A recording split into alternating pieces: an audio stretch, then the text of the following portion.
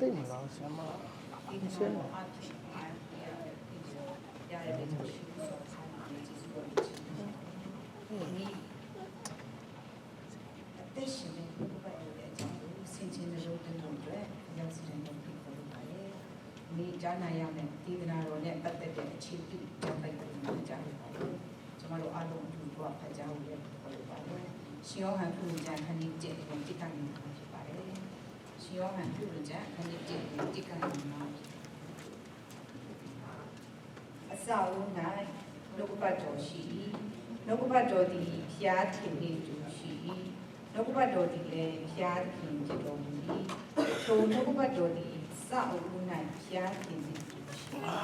ထိုနှုတ်ကပတ်တော်သည်ခတ်သိမ်းသောအရာတို့ကိုဖန်ဆင်းတော်မူ၏ဖန်ဆင်းတော်မူခြင်းနှင့်အင်းတို့ရဲ့ဖြစ်သောအရာတို့ဆိုမြတ်မရှိထိုနှုတ်ကပတ်တော်၌အသက်ရှိထိုအသက်သည်လည်းလူတို့၏အလင်းဖြစ်၏ထိုအလင်းသည်ပေါင်မိုက်၌ပြီး၍ပေါင်မိုက်၌ခံ၏အဲ့တော့ခဏတိအစမှာအစအဦးနိုင်ရောတော့အဲ့တော့အစအဦးနိုင်ကိုကျွန်တော်တို့ကြည့်ဖို့အတွက်ကျွန်တော်တို့ဘာဥကြအခန်းကြီး1အငယ်1ကိုကျွန်တော်တို့ပြန်ကြည့်ရအောင်ဘာဥကြအခန်းကြီး1အငယ်1မှာအစအဦးနိုင်ဖျားခင်သည်ကောင်းကင်နှင့်မြေကြီးကိုဖန်ဆင်းတော်မူ၏အဲ့တော့ကဘာဥကြခဏတိမှာကြည့်လိုက်ရင်ဖန်ဆင်းခြင်းမှာငါတို့ဆိုတဲ့ဝေါ်ဟာရသုံးလုံးထားတာကျွန်မတွေ့ရတယ်။ us ငါတို့ခမီးတော်သားတော်ဖန်ရှင်တော်ဝိညာဉ်တော်ဖြစ်တယ်။အဲ့တော့ကဘာကြီးကိုဖန်ဆင်းနေကျွန်တော်တို့ဓမ္မတိကျမ်းကိုကဘာဥကြကိုပြန်သွားလိုက်တဲ့အချိန်မှာအရာအလုံးကိုဖန်ဆင်းနေဆိုတာကမော်စီယာတယောက်ရဲ့လက်ထဲကတို့မော်လို့ဖန်ဆင်းတာမဟုတ်ဘူး God said ဘုရားသခင်မိန့်တော်မူအဲ့တော့ဘယ်အရာတွေကိုဖန်ဆင်းခဲ့မလဲကျမတို့ Sunday School လေးဘွားပဲအတိအကျဖြစ်တယ်ဒါပေမဲ့နည်းနည်းလေးပြန်ပြောပြချင်တယ်ပထမတစ်ရက်မှာအလင်းအတူချုံးမဲ့ပြောမယ်ဒုတိယတစ်ရက်မှာကောင်းကင်နဲ့ရေနဲ့ကောင်းကင်နဲ့နံပါတ်3မှာ3ရက်မြောက်မှာညီကြီးအဲ့တော့4ရက်မြောက်နေ့ကြတော့ပထမတစ်ရက်နေ့မှာဖန်ဆင်းထားတဲ့အလင်း let there be light လို့ပြောတယ်အဲ့ဒီအလင်းမှာနေရှိနေအဲ့တော့ပထမတစ်ရက်ကအဲ့ဒီအလင်းမှာ4ရက်မြောက်နေ့မှာအဲ့ဒီအလင်းမှာနေရလာရကြည့်တယ်ဖန်ဆင်း9ရက်နေ့မြောက်မှာ2ရက်နေ့မှာရေနဲ့ကောင်းကင်နဲ့ဖန်ဆင်းပြီးသားနေရမှာ9ရက်နေ့မြောက်မှာငါးတွေနဲ့ရေနေတဲ့သွားပေါ့အဲ့ဒါနဲ့သူ့ရက်တွေကိုဖန်ဆင်းတယ်6ရက်နေ့မြောက်ကြတော့တတိယနေ့မှာမြေကြီးကိုဖန်ဆင်းထားတဲ့6ရက်နေ့မြောက်မှာပုံမှန်နေတဲ့တသွားတွေအပင်တွေနဲ့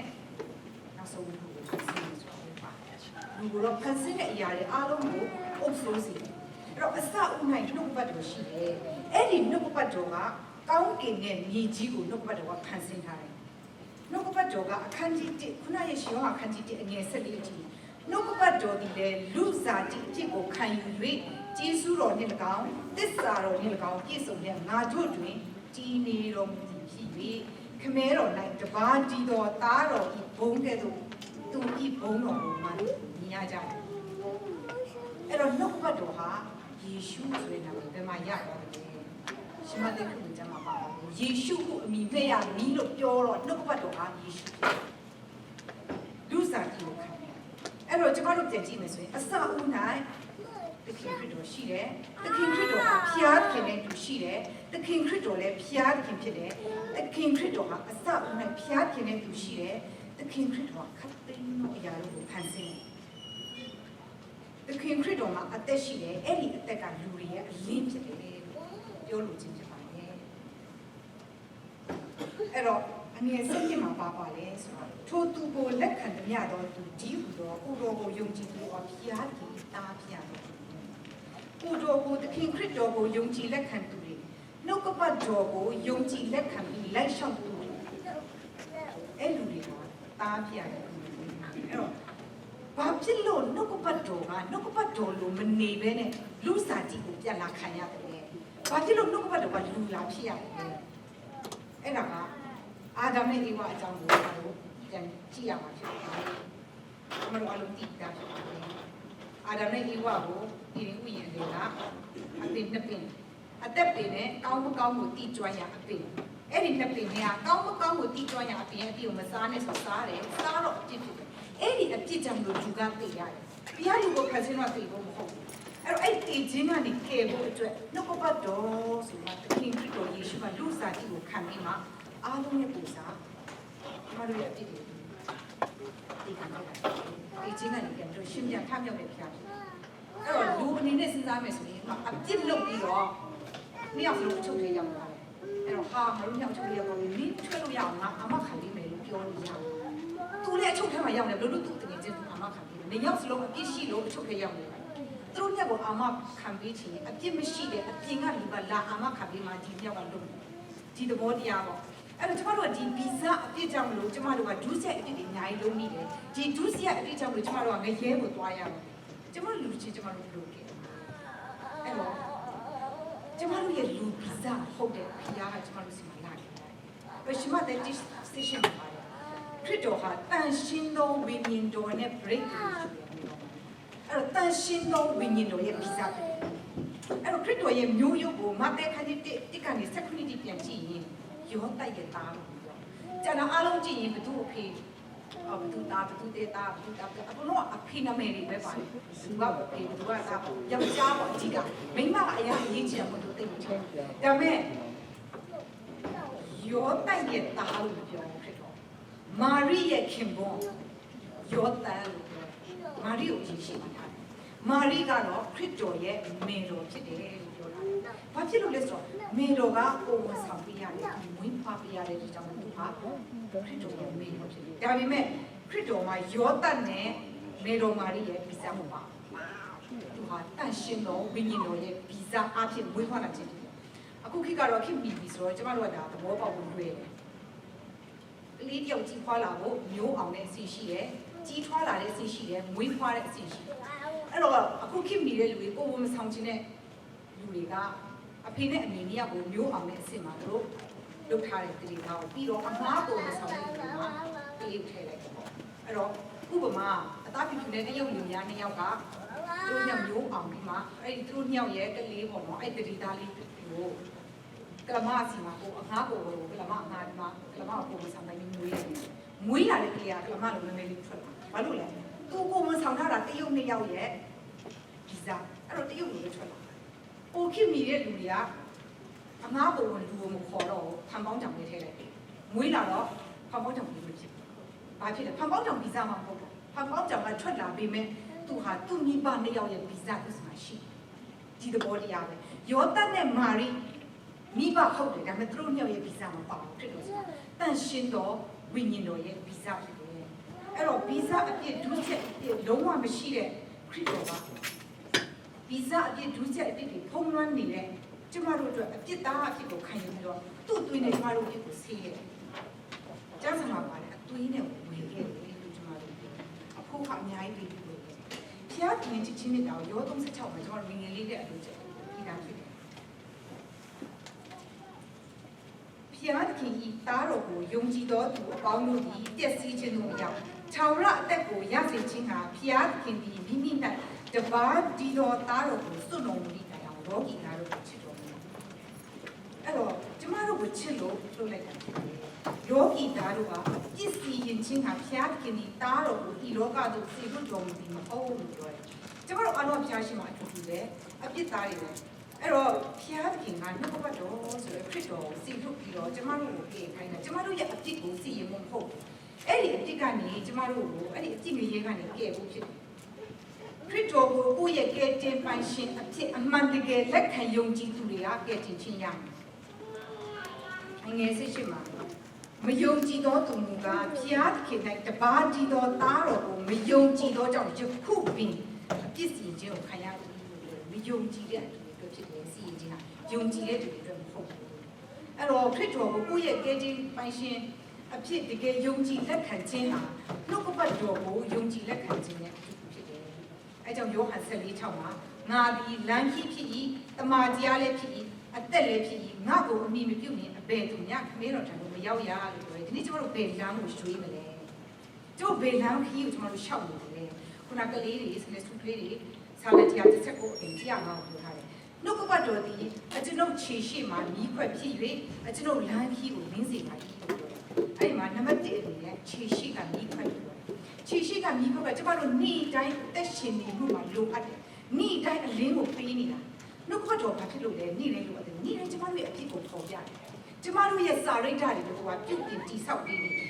ဒီအငယ်ဆာလံ119ငယ်130မှာနှုတ်ပတ်တော်ရဲ့အလင်းနှုတ်ပတ်တော်ကအလင်းကိုပေးတယ်မလိမ္မာတဲ့သူတွေကိုလိမ္မာစေတယ်လို့ပြောတယ်။ဟာဖျားဖျားငါတို့ပြည့်ရှိပြီးသားတည်တယ်ငါတို့အသေးခံပြီးပြည့်တွေကိုပေးဆက်ပြီးအဲ့တော့ငါတို့အတိတ်ရဲ့ဆူတောင်းစရာဘယ်တော့မှမလိုဘူးဆိုမှမှာ။ပြီးတော့အသေးခံခဲ့တယ်ကျမတို့ခြာတော့အသေးရဖို့ဖြစ်တယ်။ဒါပေမဲ့နေ့တိုင်းကျမတို့ရဲ့အပြစ်တွေရောနှုတ်ကပတ်တော်ဆိုရင်ကြည်တယ်ကျမတို့စီးကြောဖို့။ကြရကောင်ဝစီကမလို့ကနေကျမတို့နေ့တိုင်းပြစ်မှာနေ။နေ့တိုင်းအပြစ်တွေရှိတယ်။အဲ့တော့နှုတ်ကပတ်တော်ကခြေရှိကမိခွက်လို့လမ်းပြမှကျမတို့ကအမှားကိုသိမယ်အကောင့်အဆိုးဆိုတော့ကျမတို့သိတယ်ကျမတို့ရဲ့မကောင်းမှုတွေဒီရေနဲ့ကျမတို့နေ့တိုင်းစီးကြောလို့ဥမာအမေငယ်တော့ငါအမေငါ့ကိုရေချိုးပြီးပြီလို့ပြောတဲ့အကြောင်းမှရေဘယ်တော့မှချိုးစရာမလိုဘူးပြောလို့လားငါလူခဲ့တဲ့3လလောက်ကသွားတိုက်ပြီးငါသွားမတိုက်တော့ဘူးလို့ပြောလို့မရနေ့တိုင်းညစ်ပတ်နေတယ်ကျမတို့ခန္ဓာကိုယ်အဲ့တော့ကျမတို့ရေချိုးရတယ်သွားတိုက်ရတယ်လက်ဆေးရတယ်ဒီခန္ဓာကိုယ်အပြင်ပိုင်းကိုကျမတို့ဆေးတယ်ခုနပြောတဲ့ကရကံကတတ်နိုင်ဆိုကျမတို့ကမချိုးလို့ကျမတို့ထိန်းနိုင်တယ်လို့ဆိုဝစီကတချို့တော်ထိန်းနေနေရှိတယ်ဒါမဲ့ဒီလိုကဝနာရမယ်ဆိုလို့ပေါ့ဆိုင်ဟောတော့ဝစီကဆိုတာဘလောက်ထိန်းနေခိုင်ကြတော့ထွက်သွားတာပါစကားမနှောကဆိုသူမှမထိန်းနိုင်ဘူးစိတ်ထဲကနေနေတိုင်းပြစ်မှားနေတယ်ဒီအပြစ်တွေကိုကျမတို့နှုတ်ပတ်တော်ဆိုရေနဲ့မဆေးကြောလို့ကျမတို့မရကျမတို့မြင်ရတဲ့ခန္ဓာကိုယ်ပဲဆေးဖို့မို့ကျမတို့ရဲ့ခန္ဓာကျမတို့ရဲ့နှလုံးသားထဲမှာကျမတို့ရဲ့စိတ်နှလုံးထဲမှာဝိညာဉ်ထဲမှာရစ်ပတ်နေတဲ့အရာတွေကိုနှုတ်ပတ်တော်နဲ့ဆေးဖို့ကျမတို့လုပ်ပါတယ်နံပါတ်1ကလမ်းခီးကိုလင်းစေတယ်အဲ့တော့ဘယ်လမ်းခီးကိုပြောတာလဲဘဝလမ်းခီးလို့ဆိုရင်မောဟုတ်တယ်ငါဒီလိုမွေးလာတယ်ဒီလိုကြီးလာတယ်ငါပူလာတယ်အေးအိမ်တော်ပြုတ်တယ်မွေးလာတယ်ငါသိတယ်အဲ့ငါသိမယ်ဆိုတဲ့နေရာမှာပြတ်သွားတာလားကျမတို့ရဲ့ဘဝလမ်းခီးဆိုတာကပါအဆက်ဆက်သွားရအောင်မယ်အခုကျမတို့ဘယ်လမ်းပေါ်မှာရှောက်နေလဲကိုယ့်ရဲ့ပန်းနိုင်ကပါလဲဘယ်နေရာမှာဘာတွေရှိလဲဘာတွေဖြစ်လဲ GPS ကိုကျမတို့သိနေတာကားရဲ့ GPS တော့မဟုတ်ဘူးကားသွားလိုက်လာလိုက်အိမ်နဲ့လမ်းဆိုရင် GPS မျိုးတော့လုပ်ရတယ်ဒါပေမဲ့ဘဝကခီးကသွားလိုက်လာတယ်ပြရဟာမင်းကငါ့ကိုဖြစ်တယ်ပြတ်သွားမယ်မရတော့အဲ့တော့ပြင်လို့မရတော့ပြီးသွားမဖြစ်အောင်လေကျွန်တော်တို့ဆင်ခြင်လို့ရအဲ့တော့လမ်းကိုသိတယ်ကိုဒီကနေကိုဘယ်ကိုသွားမယ်ကိုလမ်းကိုသိချသိနေရတယ်အဲ့ဒါကလမ်းခီးကိုလင်းစေတယ်ညီချီရှိကမိခွတ်ဆိုတာ GPS ဆိုတာနေ့တိုင်းအနည်းကဟိုသိနေရတယ်မတူဘူးပေါ့လင်းစေတယ်လို့ပြောတာလင်းမြင်ရတယ်ပေါင်လို့မမြင်ရဘူးရှင်းလေးအဲ့တော့လူကပတ်တော်လည်းအသက်ရှင်နေအတွက်တည်ခြင်းတရားကလမ်းဆုံးဖို့လို့ဆိုတော့ကျွန်တော်သိတယ်အဲ့လိုသိတဲ့အတွက်ကြောင့်တည်ခြင်းတရားကျွန်တော်တို့ကြောက်စရာတည်ခြင်းတရားကိုကြောက်တယ်ဆိုတာတည်ပြီးရင်ဘာပဲသွားမလဲတည်ပြီးဘေးရောက်မလဲတည်ပြီးရင်ငါဘာဖြစ်မလဲအဲ့ဒါကိုမသိတော့လူရဲ့တည်ခြင်းတရားကိုကြောက်တယ်နှုတ်ကပတ်တော်မှာဘာဖြစ်မလဲဘေးရောက်မယ်တည်ပြီးရင်အကုန်လုံးပါနေတာဖြစ်တယ်အဲ့ဒါလမ်းပြမြေပုံလို့ဖြစ်တယ်လမ်းပြမြေပုံလို့ဖြစ်နေတဲ့အချိန်ကျတော့ကျမတို့ဒီအကြောင်းအရာကိုသိနေတဲ့အချိန်ကျမတို့တို့ကြောက်စရာတည်ခြင်းတရားဆိုတာကြောက်စရာမဟုတ်ဘူးဘဝခီးဆိုတာကျမတို့ကတည်တာနဲ့ပြီးသွားတာမဟုတ်ဘူးကျမတို့ဆက်ပြီးသွားရအောင်ဗျာဒိတ်ကြားအစအဆုံးကိုဖတ်ကြည့်ကျမတို့ရဲ့ဘဝခီးဘယ်လောက်ကြည့်သွားရမယ်ဆိုမှပါတယ်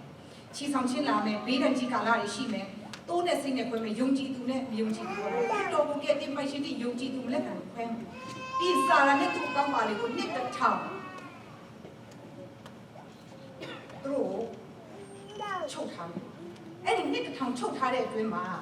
ဒီကဘာကြီးမှာခရစ်တော်ရဲ့နှစ်တစ်ထောင်အိုးဆိုးခြင်းဆိုတာရှိတယ်နှစ်တစ်ထောင်ကြီးတော့နေရအောင်မယ်နှစ်တစ်ထောင်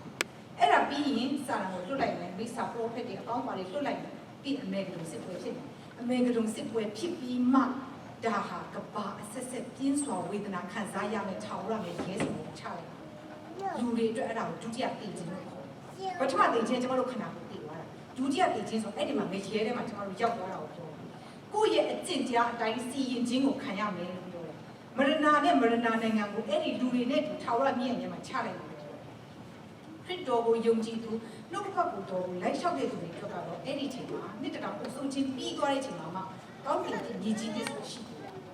အဲ့တော့ခီးလာကအများကြီးရှိတယ်အဲ့ဒီကောင်းကင်ရဲ့ညီကြီးတဲ့မှာခုနအာဒမ်နဲ့ဒီကမစားလိုက်ရတဲ့အပြင်တစ်ပင်ရှိတယ်အဲ့ဒါအသက်အဲ့ဒါကဒီကောင်းကင်ရဲ့ညီကြီးတဲ့မှာကျွန်တော်တို့ပြန်လာစားရတယ်သူက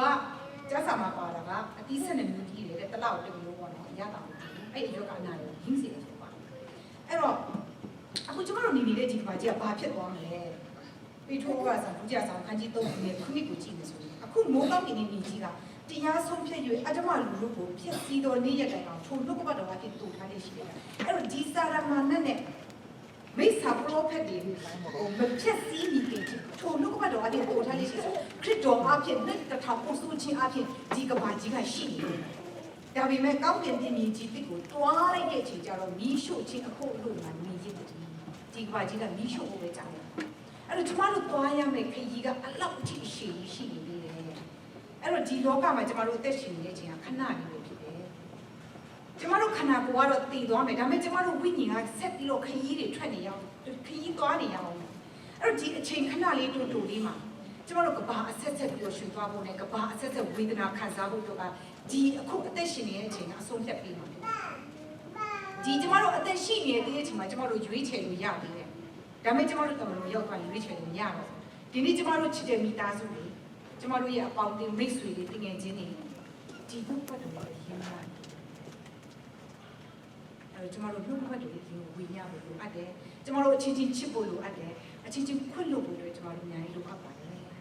်နံပါတ်3အနေနဲ့နှုတ်ခွက်တော်ကယုံကြည်ခြင်းကိုပေးတယ်ရောမ10:7မှာယုံကြည်ခြင်းကကြားနာခြင်းကြောင့်ဖြစ်တယ်ကြားနာခြင်းဟာနှုတ်ခွက်တော်ကြောင့်ဖြစ်တယ်လို့ပြောတယ်ကြားနာတယ်ဆိုတာကနှုတ်ခွက်တော်အစစ်ဖြစ်ဖို့လိုတယ်နှစ်တစ်ပေခန်းကြီးနေမှာကဲတင်ချင်းအလို့ငါနှုတ်ခွက်တရားဤနှုတ်စစ်အဖြစ်ကြီးပွားမိအကြောင်းဖွားဆသောသူငယ်ကဲ့သို့ထိုတရားတို့ကိုအလွန်လိုချင်သောစိတ်ရှိကြတော့လို့ပြောထားတယ်အဲ့တော့ဘာဖြစ်လို့နှုတ်ကပတ်တရားဤနှုတ်စစ်လို့ပြောထားလဲတရားအတုဆိုတာရှိလို့ပြောထားတာဖြစ်တယ်မိစ္ဆာပရောဖက်တွေရှိတယ်ကျမ်းစာတော့ကျမ်းစာပဲဒါပေမဲ့ false teaching တွေရှိတယ်ကိုကြိတ်ကတော့အနက်ပြဟောတာတွေရှိတယ်ကိုတိုင်းမသိရင်ဗဇဟာပြီးအပြီးပါသွားတယ်အဲ့တော့ကိုတိုင်းဒီနှုတ်ကပတ်တော်ကိုသိနေရတယ်နားလည်နေရတယ်သူများလေကျွန်တော်တို့ဝေမျှနေရတယ်ကျင့်သုံးရမယ်အဲ့တော့ဖွားစားတူငယ်ကဲတော့ဖွားစားကလေးဆိုတာနို့လည်းမတော့ဘူးနို့အလွယ်ကြီးဘာမှမစားဘူးအဲ့လိုပဲကျမတို့ရဲ့နှုတ်ကပတ်တော်ရဲ့လိုချင်မှုကအဲ့လိုဖြစ်နေတာအဲ့တော့လူတော်မှနို့အတူနဲ့အစင်းနဲ့ဟိုမိခင်နို့နဲ့နို့ဘူးနဲ့ကဘလောက်ပဲကောင်းအောင်လုပ်ထားတာအမေနို့နဲ့ဘလို့မှမတူနိုင်ဘူးတကယ်တော့အမေနို့စီမှာခုနပြောရဲပေါ့နော် infection fighting တွေပါတယ် ear infection အသက်ရှူလမ်းကြောင်းနဲ့ဆိုင်တဲ့ဟာတွေတဘောကဟိုကလေးစီးချူဖြစ်တာတွေအဝလိုတဲ့ဟာတွေအမေနို့တောက်တဲ့ကလေးတွေကဒါအများကြီးကောက်ွယ်တတ်တယ်အမေအနေနဲ့လည်းဒါရင်သားကင်ဆာတဲ့အင်ကင်ဆာဒါနို့တိုက်တဲ့အမေတွေကကောက်ွယ်အများအဖြစ်အများဆုံးအဖြစ်မဖြစ်ဘူးလားဒီသနာပြအဲကြောင့်လူမာတော်ကမတူဘူး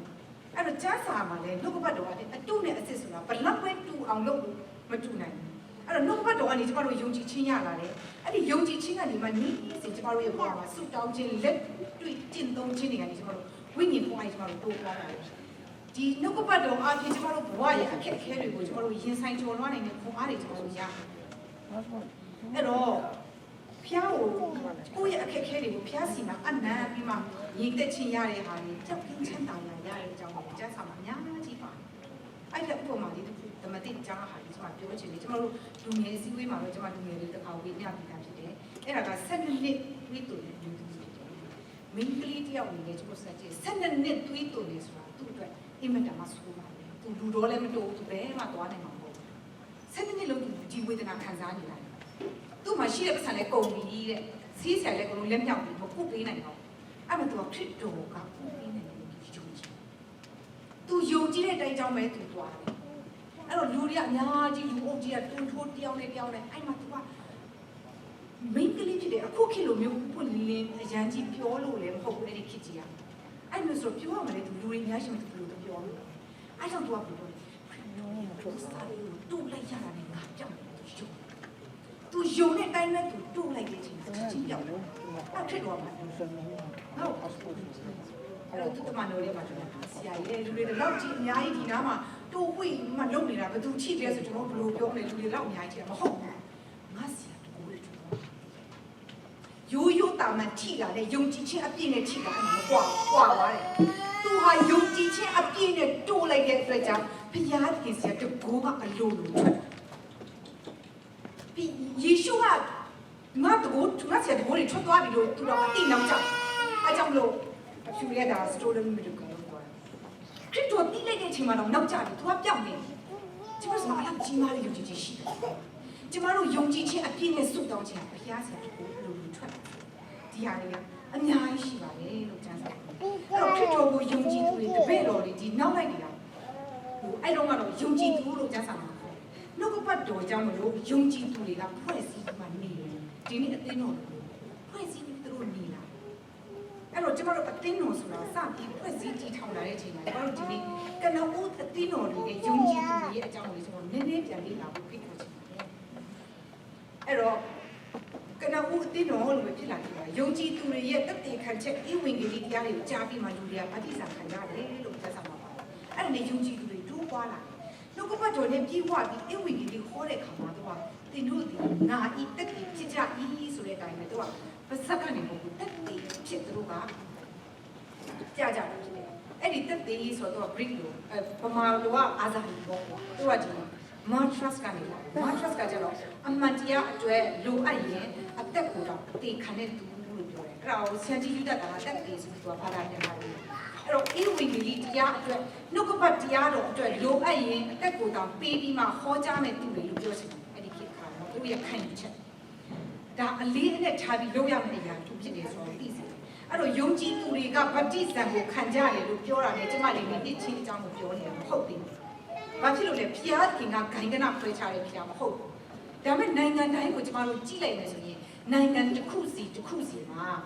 ဂိုင်းကနာတစ်ခုစီကိုဖျားကအကြီးကနေအောင်ပြီးပြီးမှအသုံးပြုနေတာတွေ့ရတယ်။ဥပမာအီတလီနိုင်ငံကိုသွားမယ်ဆိုရင် Roman Catholic ရှိတယ်။တစ်ချင်းဆိုတာအရန်ကိုရှားမယ်။ဂျာမနီမှာလူတွေလည်းရှိတယ်။ဒါသူစပြီးထိထောင်တာ။အင်္ဂလန်မှာကအင်္ဂလိပ်စကော့တလန်တို့လိုမျိုးကိုရီးယားတို့လိုမျိုးကတော့ Presbyterian များတယ်ကျမတို့လည်းလိုပဲအတူတူပဲဒါပေမဲ့ကျမတို့က liberal ဖြစ်တယ်သူက conservative ဖြစ်တယ်အဲ့ဒါလေးနည်းနည်းကွာတယ်တရုတ်တို့စင်ကာပူတို့က Methodist များတယ်တရုတ်ကအဲ့တော့အမေရိကလိုဘရာဇီးလိုဗမာပြည်လိုဟိုနာဂလန်လိုနိုင်ဂျီးရီးယားလိုနိုင်ငံတွေကနှိချင်းတယ်နိုင်ငံတနိုင်ငံစီမှာမတူဘူးဖျားအသုံးပြုသွားတာကိုပြောချင်တယ်ဖျားကတခြားတွေကိုမသုံးဘူးလို့ပြောတာမဟုတ်ဘူးအဓိကတာဝန်ရှိတယ်လို့ပြောချင်တယ်အချင်းချင်းမတူတာကတက်တာမဟုတ်ဘူးအဲ့ဒီမတူတာကိုမတူတဲ့အတိုင်းကျမတို့ကလက်ခံပြီးမှအတူတူကနေထိုင်ခြင်းကအဓိကဖြစ်တယ်ခိုင်ကြရင်ကျမတို့ကဂိုင်းကချင်းမတူဘူးဟုတ်တယ်ဒါပေမဲ့ကျမတို့ဘယ်မှာလဲဖျားပြည်ကိုယုံကြည်ရဲဆိုရင်ကျမတို့ဒီနေ့ကျမတို့အတင်းတော်မှာလူမျိုးမတူတဲ့လူတွေမတူတာကိုသူတို့ကြည့်ကြတာပေါ့တူတာပါရှိတယ်သူတို့အဲ့ဒီတူတဲ့အချက်ပေါ်မှာယုံကြည်မှကျမတို့တင်းတော်လာအဲ့ဒီဂျင်ပေါ်ဒီတော့ဘူးထုခေငုံးပါတယ်ဘယ်ဒီဂျင်ပေါ်မှုကနေဘုံငိုင်းဘယ်တိုင်းနဲ့ကာမယ်ငုံဘုံငိုင်းတိုင်းဘုံငိုင်းကနေမြစ်ခုံးတာဘုံငိုင်းကနေမကမိုက်တာဒီဆိုတော့အဲ့တော့အချင်းချင်းအပြစ်မြင်နေဆိုတာနှုတ်ကပတ်တော်နဲ့တွေ့ဖြီးတဲ့အချက်ဖြစ်တယ်အဲ့ကျမဖီစကူမှာတင်တော့ကလေးအတွေ့နဲ့ကျမပြောချင်တာပါလားဖီစကူမှာတင်တော့ကလေးတွေကိုတင်ချဆိုတာမသိခင်ပါအပေါင်းအနှုတ်အပြောင်းအစားဆိုတာမသိခင်ပါဒီတင်ချရဲ့ basic concept နဲ့ကလေးတွေကို same and different same not the same အရင်တည်းဘာနဲ့တူတယ်ဘာနဲ့မတူအဲ့ဒါလေးကုန်တယ်အဲ့ဒါပြီး matching ဆိုတာအဲ့ဒီတူတာနဲ့မတူတာတိပြီးမှနောက်တစ်ဆင့်က matching ဆိုတာ like ဖိနေတဲ့ဟာကိုသိတယ် like ဖိနေတဲ့ဟာဥမာဟာဒါလေးနဲ့ဒါလေးပြောဟာဒီအကောင့်လေးကတော့ဒီအကောင့်နဲ့ဒီအကောင့်ကတက်ပြမှနေတယ်ဒီဟာလေးကရေးမှနေတယ်အဲ့လိုမျိုးပေါ့အဲ့ဒါပြီးတော့ sorting ဆိုတာတင်တဲ့ချိန်မှာဆရာမရှင်းများအဲ့ရှင်း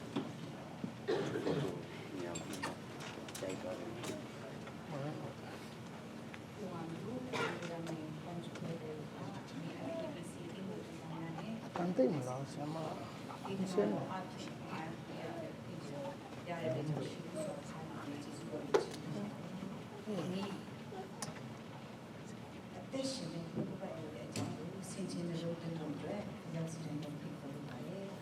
Ni jana ya me tigna ro ne patte de chi pi jambai de ja ba lo chama lo a lo tu to pha ja wu le ko lo ba lo shi yo han phu ja khan ni je de ti kan ni ma phit ba le shi yo han phu ja khan ni je de ti kan ni ma asa wo na lo ko ba jo shi lo ko ba jo di phya thin ni tu shi lo ko ba jo di le phya thin ji lo ni to lo ko ba jo di sa o na phya thin ni tu shi to lo ko ba jo di khat ding lo ya lo ko phan sin lo ni phan sin lo ni je ni in lo ye phit do ya so nya mo shi ထိုနှုတ်ကပတ်တော်၌အသက်ရှိထိုအသက်သည်လည်းလူတို့၏အလင်းကြီးထိုအလင်းသည်ပေါင်မိုက်၌လင်း၍ပေါင်မိုက်၌ပေါင်ခံ၏အဲ့တော့ခဏတစ်အစမှာအစအဦးနိုင်ရောတော့အဲ့တော့အစအဦးနိုင်ကိုကျမတို့ကြည့်ဖို့အတွက်ကျမတို့ကဘာဥကြအခန်းကြီး1အငယ်1ကိုကျမတို့ပြန်ကြည့်ရအောင်ဘာဥကြအခန်းကြီး1အငယ်1မှာအစဦးနိုင်ဖျားခင်ဒီကောင်းကင်ဒီမြေကြီးကိုဖန်ဆင်းတော်မူ၏အဲ့တော့ကဘာဥကြအခန်းကြီး1မှာကြည့်လိုက်ရင်ဖန်ဆင်းခြင်းမှာငါတို့ဆိုတဲ့ဝေါ်ဟာရသုံးလုံးထားတာကျမတွေ့ရတယ် us ငါတို့ခမီးတော်သားတော်ဖန်ဆင်းတော်ဝိညာဉ်တော်ဖြစ်တယ်အဲ့တော့ကဘာကြီးကိုဖန်ဆင်းနေကျမတို့ဓမ္မတိကျမ်းကိုကဘာဥကြကိုပြန်သွားလိုက်တဲ့အချိန်မှာအရာအလုံးကိုဖန်ဆင်းနေဆိုတာကမော်စီယာတယောက်ရဲ့လက်ထဲကဒုက္ခမော်လို့ဖန်ဆင်းတာမဟုတ်ဘူး God said လို့ပြောတယ်ဘုရားသခင်မိန့်တော်မူတယ်အဲ့တော့ဘယ်အရာတွေကိုဖန်ဆင်းခဲ့မလဲကျမတို့ Sunday School လေးဘွားပဲအတိအကျဖြစ်တယ်ဒါပေမဲ့နည်းနည်းလေးပြန်ပြောတတ်ချင်တယ်ပထမတစ်ရက်မှာအလင်းအတူချုံးမဲ့ပြောမယ်ဒုတိယတစ်ရက်မှာကောင်းကင်နဲ့ရေနဲ့ကောင်းကင်နဲ့နံပါတ်3မှာ3ရက်မြောက်မှာညီကြီးအဲ့တော့4ရက်မြောက်နေ့ကျတော့ပထမတစ်ရက်နေ့မှာဖန်ဆင်းထားတဲ့အလင်း let there be light လို့ပြောတယ်အဲ့ဒီအလင်းမှာနေပြီးရှိတယ်အဲ့တော့ပထမတစ်ရက်ကအဲ့ဒီအလင်းမှာ4ရက်မြောက်နေ့မှာအဲ့ဒီအလင်းမှာနေရလာရကြည့်တယ်ဖန်ဆင်း9ရက်နေ့မြောက်မှာ2ရက်နေ့မှာရေနဲ့ကောင်းကင်နဲ့ဖန်ဆင်းပြီးသားနေရမှာ9ရက်နေ့မြောက်မှာငါးတွေနဲ့ရေနေတဲ့တွားပေါ့အဲ့ဒါနဲ့ရက်တယ်ဖန်ဆင်းတယ်6ရက်နေ့မြောက်ကြတော့တတိယနေ့မှာမြေကြီးကိုဖန်ဆင်းထားတဲ့6ရက်နေ့မြောက်မှာကုန်းမနေတဲ့တွားတွေအပင်တွေနဲ့နောက်ဆုံးကိုဖန်ဆင်းနေဆိုတော့ပါတယ်လူကတော့ဖန်ဆင်းတဲ့အရာတွေအားလုံးကိုအုပ်စိုးစီအဲ့တော့အစဦးနိုင်နှုတ်ပတ်တော်ရှိတယ်အဲ့ဒီနှုတ်ပတ်တော်ကကောင်းကင်နဲ့မြေကြီးကိုနှုတ်ပတ်တော်ကဖန်ဆင်းထားတယ်နှုတ်ပတ်တော်ကအခန်းကြီး1ခုနရဲ့ရှင်ဟောအခန်းကြီး1အငယ်14အထိနှုတ်ပတ်တော်ဒီလေလူစားတိအဖြစ်ကိုခံယူ၍ကျေးဇူးတော်နှင့်၎င်းသစ္စာတော်နှင့်၎င်းပြည့်စုံတဲ့ငါတို့တွင်တည်နေတော်မူသည်ဖြစ်၍ခမဲတော်၌တပါးတည်တော်သားတော်ဤဘုံကဲ့သို့သူဤဘုံတော်ကိုမှမြင်ရကြတယ်အဲ့တော့နှုတ်ပတ်တော်ဟာယေရှုဆိုတဲ့နာမည်ဘယ်မှာရသွားလဲရှမသက်ခုကျမ်းမှာပါပါတယ်ယေရှုကိုအမိမဲ့ရမီးလို့ပြောတော့နှုတ်ပတ်တော်ဟာယေရှုလူစားတိကိုခံအဲ့တော့ကျွန်တော်တို့ပြန်ကြည့်မယ်ဆိုရင်အစဦး၌သခင်ခရစ်တော်ရှိတယ်သခင်ခရစ်တော်ဟာဖျားခင်နဲ့သူရှိတယ်သခင်ခရစ်တော်လည်းဖျားခင်ဖြစ်တယ်သခင်ခရစ်တော်ဟာအစဦး၌ဖျားခင်နဲ့သူရှိတယ်သခင်ခရစ်တော်ခတ်သိမ်းသောအရာတို့ကိုဖန်ဆင်းတယ်သခင်ခရစ်တော်မှာအသက်ရှိတယ်အဲ့ဒီအသက်ကလူတွေရဲ့အလင်းဖြစ်တယ်ပြောလို့ချင်းဖြစ်ပါတယ်အဲ့တော့အငယ်၁၁မှာပါလဲဆိုတော့ထိုသူကိုလက်ခံမြတ်တော်သူဒီဟူသောကိုတော်ကိုယုံကြည်သူအဖျားကြီးတားဖျားတယ်ကိုတော်ကိုသခင်ခရစ်တော်ကိုယုံကြည်လက်ခံသူတွေနှုတ်ကပတ်တော်ကိုယုံကြည်လက်ခံပြီးလိုက်လျှောက်သူတွေအဲ့လူတွေကတားဖျားတယ်အဲ့တော့ဘာဖြစ်လို့နှုတ်ကပတ်တော်ကနှုတ်ကပတ်တော်လိုမနေဘဲနဲ့လူစားတိကိုပြန်လာခံရတယ်ဘာဖြစ်လို့နှုတ်ကပတ်တော်ကလူလာဖြစ်ရတယ်အဲ့ဒါကအာဒမ်နဲ့အေဝါအကြောင်းကိုတို့ပြန်ကြည့်ရမှာဖြစ်တယ်။ကျွန်တော်အလုံးသိတာဖြစ်တယ်။အာဒမ်နဲ့အေဝါကိုဒီဥယျာဉ်တွေကအပင်နှစ်ပင်အသက်ပင်နဲ့ကောင်းမကောင်းကိုတီးကျွမ်းရအပင်အဲ့ဒီနှစ်ပင်ကကောင်းမကောင်းကိုတီးကျွမ်းရအပင်အတိကိုမစားနဲ့ဆိုစားတယ်စားတော့အပြစ်ဖြစ်တယ်။အဲ့ဒီအပြစ်ကြောင့်လို့လူကသိရတယ်။ဘုရားလူကိုဖန်ဆင်းတော့သိဖို့မဟုတ်ဘူး။အဲ့တော့အဲ့ဒီခြင်းကနေကယ်ဖို့အတွက်နှုတ်ကပတ်တော်ဆိုတာသခင်ခရစ်တော်ယေရှုကလူစားတိကိုခံပြီးမှအားလုံးရဲ့ပူစာမတို့ရဲ့အဖြစ်တွေဒီကနေ့ဒီချင်းကနေပြန်လို့ရှင်းပြထမြောက်တဲ့ဖျားဖြစ်အဲ့တော့လူအနေနဲ့စဉ်းစားမယ်ဆိုရင်အပြစ်လုပ်ပြီးတော့နှစ်ယောက်လုံးချုပ်သေးရောက်လာတယ်အဲ့တော့ဟာငါတို့နှစ်ယောက်ချုပ်သေးရောက်တော့နင်းထွက်လို့ရအောင်ငါအမခံပေးမယ်လို့ပြောလို့ရတယ်သူလည်းအချုပ်ထဲမှာရောက်တယ်လို့သူတကယ်ချင်းသူအမခံပေးတယ်နှစ်ယောက်စလုံးအပြစ်ရှိလို့အချုပ်ထဲရောက်တယ်သူတို့ညက်ကိုအမခံပေးချင်အပြစ်မရှိတဲ့အပြင်ကလူကလာအမခံပေးမှဒီညောက်ကလုံးဒီသဘောတရားပေါ့အဲ့တော့ကျမတို့ကဒီဗီဇအပြည့်ကြောင့်မလို့ကျမတို့ကဒုစရိုက်အပြည့်တွေအများကြီးလုံးမိတယ်ဒီဒုစရိုက်အပြည့်ကြောင့်လို့ကျမတို့ကငရဲကိုသွားရမယ်ကျမတို့လူချင်းကျမတို့လုပ်ခဲ့အဲ့တော့ကျမတို့ရဲ့လူဗီဇဟုတ်တယ်ဖခင်ကကျမတို့စီမှာလာတယ် ရှိမှတဲ့ decision ပါတယ်ခရစ်တော်ဟာတန်ရှင်းသောဝိညာဉ်တော်နဲ့ break အဲ့တော့တန်ရှင်းသောဝိညာဉ်တော်ရဲ့ဗီဇာဖြစ်တယ်အဲ့တော့ခရစ်တော်ရဲ့မျိုးရိုးကိုမဿဲခန်းကြီးတစ်ကနေ19တိပြန်ကြည့်ရင်ယောသရဲ့သားလို့ပြောကျန်တာအားလုံးကြည့်ရင်ဘသူအဖေဘသူသားဘသူတဲ့သားဘသူသားအကုန်လုံးအဖေနာမည်တွေပဲပါတယ်ဘသူကဖေဘသူကသားယောက်ျားပေါ့အကြီးကမိန်းမကအရင်အရေးကြီးတယ်ဘသူသိတယ်ဒါပေမဲ့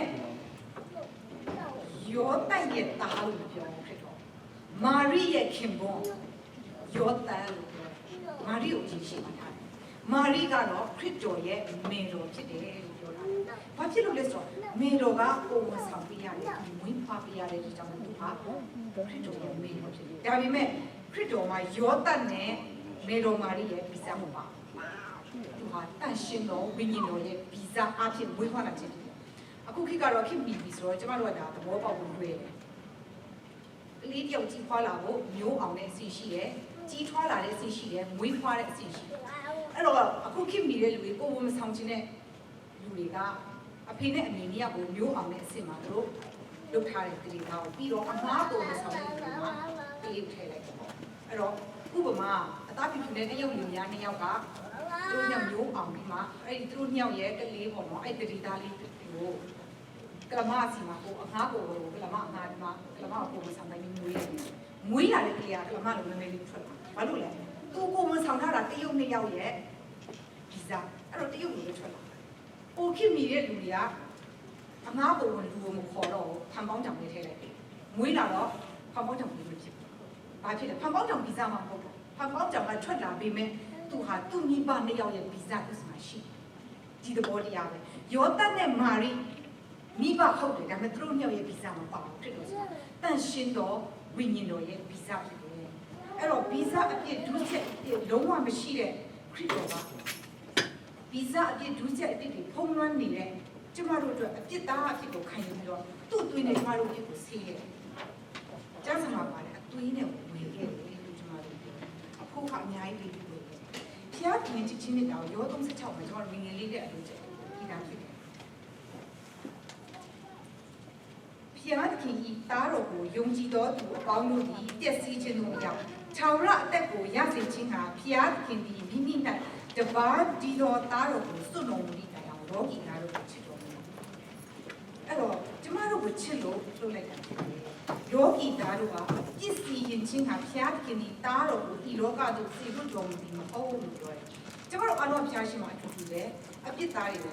အဲ့တော့ဖျားခင်ကနှုတ်ကပတ်တော်ဆိုရယ်ခရစ်တော်ကိုစီထုတ်ပြီးတော့ကျမတို့ကိုပြေခိုင်းတာကျမတို့ရဲ့အပြစ်ကိုစီရင်မှုမဟုတ်အဲ့ဒီအပြစ်ကနေကျမတို့ကိုအဲ့ဒီအပြစ်ငရေကနေကယ်ဖို့ဖြစ်တယ်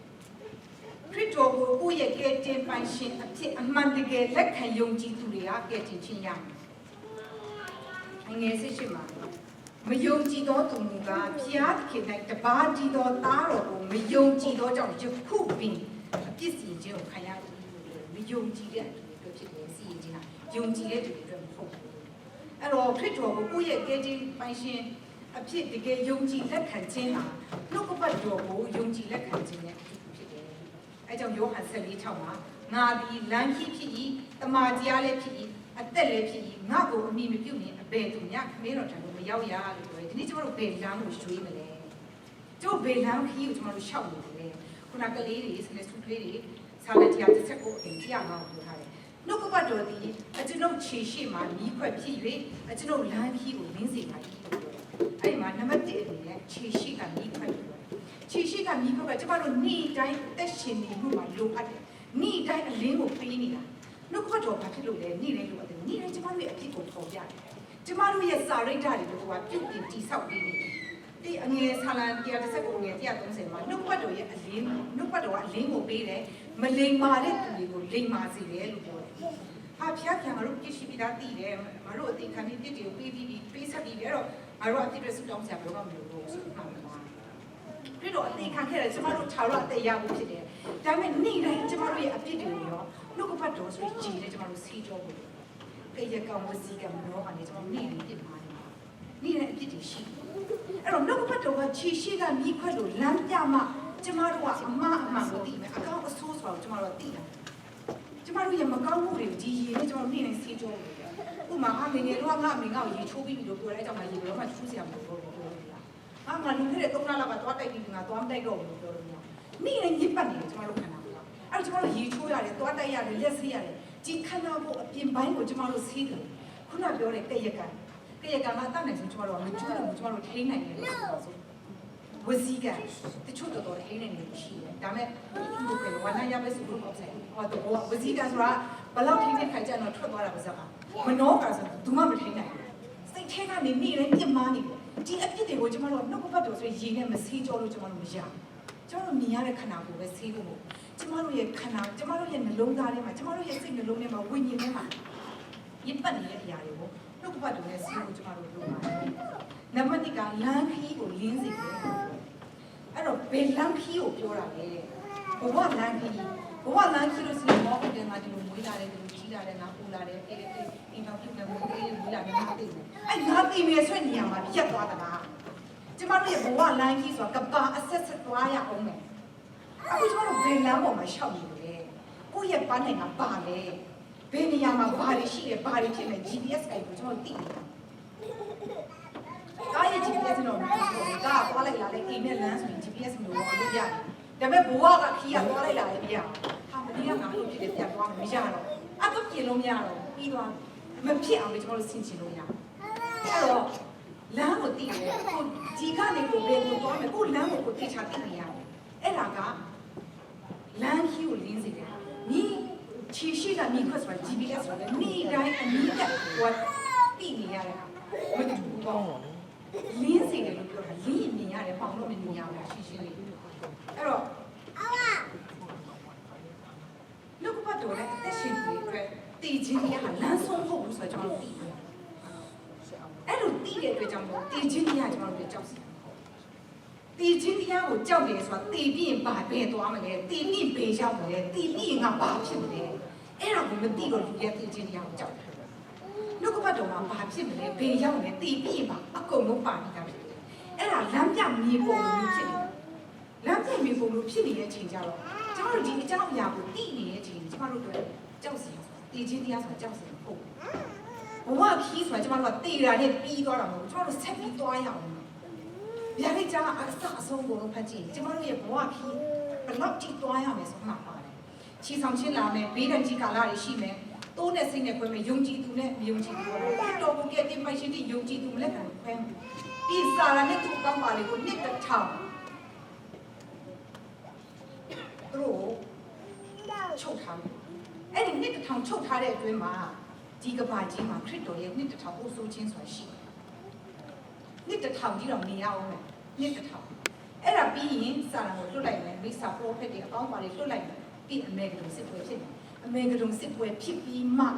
ဒါဟာကဘာအဆက်ဆက်ပြင်းစွာဝေဒနာခံစားရမယ်ထောင်ရမယ်ရဲဆိုချလိုက်လူတွေအတွက်အဲ့ဒါကိုဒုတိယတည်ခြင်းလို့ခေါ်တယ်ပထမတည်ခြင်းကျွန်တော်တို့ခဏကိုတည်သွားတာဒုတိယတည်ခြင်းဆိုအဲ့ဒီမှာငရဲထဲမှာကျွန်တော်တို့ရောက်သွားတာကိုပြောကိုယ့်ရဲ့အကျင့်တရားအတိုင်းစီရင်ခြင်းကိုခံရမယ်လို့ပြောတယ်မရဏနဲ့မရဏနိုင်ငံကိုအဲ့ဒီလူတွေနဲ့ထောင်ရမြင့်ရမှာချလိုက်တယ်ခရစ်တော်ကိုယုံကြည်သူနှုတ်ကပတ်ကိုတော်ကိုလိုက်လျှောက်တဲ့သူတွေအတွက်ကတော့အဲ့ဒီချိန်မှာနှစ်တတောင်အဆုံးချင်းပြီးသွားတဲ့ချိန်မှာမှကောင်းကင်တည်မြေကြီးတည်ဆိုရှိတယ်အဲ့တော့ခီးလမ်းကအများကြီးရှိသေးတယ်အဲ့ဒီကောင်းကင်တည်မြေကြီးတည်မှာခုနအာဒါနဲ့ဒီကမစားလိုက်ရတဲ့အပြင်တစ်ပင်ရှိတယ်အဲ့ဒါအသက်အဲ့ဒါကဒီကောင်းကင်တည်မြေကြီးတည်မှာကျွန်တော်တို့ပြန်လာစားရတယ်သူကကျန်းစာမှာပါတာကအသီးဆက်နဲ့မျိုးကြီးတယ်တလောက်တစ်မျိုးပေါ့နော်ရတာအဲ့ဒီရောကအနာတွေရင်းစီတယ်ဆိုပါအဲ့တော့အခုကျွန်တော်တို့နေနေတဲ့ဒီကဘာကြီးကဘာဖြစ်သွားမလဲပေထိုးကစားဘူးကြဆောင်ခန်းကြီး3နဲ့ခုနှစ်ကိုကြည့်နေဆိုရင်အခုမိုးကောင်းကင်နေကြီးကတရားဆုံးဖြတ်၍အတ္တမလူလူကိုဖြစ်စည်းတော်နေ့ရက်တိုင်းအောင်ထိုလူကပတ်တော်ကဖြစ်တူထားလေးရှိတယ်အဲ့တော့ဒီစာရမဏနဲ့မိစ္ဆာပရောဖက်တွေမဖြစ်စည်းမိကြတယ်ထိုလူကပတ်တော်ကဖြစ်တူထားလေးရှိတယ်ခရစ်တော်အဖြစ်နဲ့တထောင်ပို့ဆိုခြင်းအဖြစ်ဒီကဘာကြီးကရှိနေတယ်ဒါပေမဲ့ကောင်းကင်တင်မြေကြီးတစ်ကိုတွားလိုက်တဲ့အချိန်ကျတော့မီးရှို့ခြင်းအခုလို့မှမြည်ရတဲ့ဒီကဘာကြီးကမီးရှို့ဖို့ပဲကြောက်တယ်အဲ့တော့ကျမတို့သွားရမယ့်ခရီးကအလောက်အထိရှိနေသေးတယ်အဲ့တော့ဒီလောကမှာကျမတို့အသက်ရှင်နေတဲ့အချိန်ကခဏလေးပဲဖြစ်တယ်ကျမတို့ခန္ဓာကိုယ်ကတော့တည်သွားမယ်ဒါပေမဲ့ကျမတို့ဝိညာဉ်ကဆက်ပြီးတော့ခရီးတွေထွက်နေရအောင်ခရီးသွားနေရအောင်အဲ့တော့ဒီအချိန်ခဏလေးတူတူလေးမှာကျမတို့ကဘာအဆက်ဆက်ပြီးတော့ရှင်သွားဖို့နဲ့ကဘာအဆက်ဆက်ဝေဒနာခံစားဖို့တို့ကဒီအခုအသက်ရှင်နေတဲ့အချိန်ကအဆုံးဖြတ်ပြီးမှာဖြစ်တယ် ဒီကျမတို့အသက်ရှိနေတဲ့အချိန်မှာကျမတို့ရွေးချယ်လို့ရသေးတယ်ဒါပေမဲ့ကျမတို့တမန်တော်ရောက်သွားရွေးချယ်လို့မရတော့ဒီနေ့ကျမတို့ချစ်တဲ့မိသားစုတွေကျမတို့ရဲ့အပေါင်းအသင်းမိတ်ဆွေတွေတကယ်ချင်းတွေဒီနှုတ်ပတ်တော်ကိုရင်းရ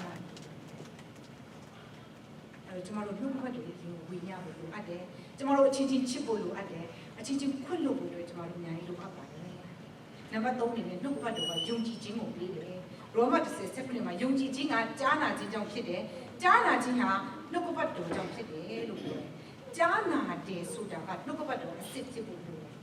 နှစ်တစ်ပေခန်းကြီးနေနေမှာကဲတင်ချင်းအလို့ငါနှုတ်ပတ်တရားဤနှုတ်စစ်အဖြစ်ကြီးပွားမိအကြောင်းဖွားဆသောသူငယ်ကဲ့သို့ထိုတရားနှုတ်ကိုအလွန်လိုချင်သောစိတ်ရှိကြတော့လို့ပြောထားတယ်အဲ့တော့ဘာဖြစ်လို့နှုတ်ပတ်တရားဤနှုတ်စစ်လို့ပြောထားလဲတရားအတုဆိုတာရှိလို့ပြောထားတာဖြစ်တယ်မိစ္ဆာ prophet တွေရှိတယ်ကျမ်းစာတော့ကျမ်းစာပဲဒါပေမဲ့ false teaching တွေရှိတယ်ကိုကြိတ်ကလေးအနက်ပြခေါ်တာတွေရှိတယ်ကိုတိုင်းမသိရင်ပါစဟာပြီးအပြီးပါသွားတယ်အဲ့တော့ကိုတိုင်းဒီနှုတ်ပတ်တော်ကိုသိနေရတယ်နားလည်နေရတယ်သူများလေကျွန်တော်တို့ဝေမျှနေရတယ်ကျင့်သုံးရအဲ့တော့ဖွားစားတူငယ်ကဲတော့ဖွားစားကလေးဆိုတာ no လည်းမတော့ဘူး no အလွယ်ကြီးဘာမှမစားဘူးအဲ့လိုပဲကျွန်တော်တို့ရဲ့နှုတ်ပတ်တော်ရဲ့လိုချင်မှုကအဲ့လိုဖြစ်နေတာအဲ့တော့လူတော်မနို့အတူနဲ့အစင်းနဲ့ဟိုမိခင်တို့နဲ့နို့ဘူးနဲ့ကဘလောက်ပဲကောင်းအောင်လုပ်ထားတာအမေတို့နဲ့ဘလို့မှမတူနိုင်ဘူးတကယ်တော့အမေတို့စီမှာခုနပြောရဲပေါ့နော် infection fighting တွေပါတယ် ear infection အသက်ရှူလမ်းကြောင်းနဲ့ဆိုင်တဲ့ဟာတွေသဘောကဟိုကလေးစီးချူဖြစ်တာတွေအဝလိုနဲ့ဟာတွေအမေတို့တောက်တဲ့ကလေးတွေကဒါအများကြီးကောက်ွယ်တတ်တယ်အမေအနေနဲ့လည်းဒါရင်သားကင်ဆာတဲ့အင်ကင်ဆာဒါနို့တိုက်တဲ့အမေတွေကကောက်ွယ်အများအဖြစ်အများဆုံးအဖြစ်မဖြစ်ဘူးပေါ့ဒီသနာပြအဲကြောင့်လူမာတော်ကမတူဘူးအဲ့တော့ကျမ်းစာမှာလည်းနှုတ်ကပတ်တော်ကလည်းအတုနဲ့အစစ်ဆိုတာဘလောက်ပဲတူအောင်လုပ်လို့မတူနိုင်ဘူးအဲ့တော့နှုတ်ကပတ်တော်ကနေကျမတို့ယုံကြည်ခြင်းရလာတယ်အဲ့ဒီယုံကြည်ခြင်းကနေမှနီးစီကျမတို့ရဲ့ဘဝမှာဆုတောင်းခြင်းလက်တွေ့ကျင့်သုံးခြင်းတွေကနေကျမတို့ဝိညာဉ်ဘဝကြီးကျမတို့တိုးပွားလာတယ်ဒီနှုတ်ကပတ်တော်အပြင်ကျမတို့ဘဝရဲ့အခက်အခဲတွေကိုကျမတို့ရင်ဆိုင်ကျော်လွှားနိုင်တဲ့ခွန်အားတွေကျမတို့ရတယ်အဲ့တော့ဖျားကိုယ့်ရဲ့အခက်အခဲတွေကိုဖျားစီမှာအနံ့ပြီးမှရည်တက်ချင်းရတဲ့ဟာတွေကြောက်ကင်းချမ်းသာရတဲ့အကြောင်းကိုကျမ်းစာမှာအများကြီးပါအဲ့ဒါဥပမာလေးတစ်ခုတမတိကျမ်းဟာဒီမှာပြောချင်တယ်ကျွန်တော်တို့လူငယ်စည်းဝေးမှာတော့ကျွန်မလူငယ်လေးတစ်ခါဝေမျှပြီးသားဖြစ်တယ်အဲ့ဒါက12နှစ်တွေးတူတယ်လူတွေဖြစ်တယ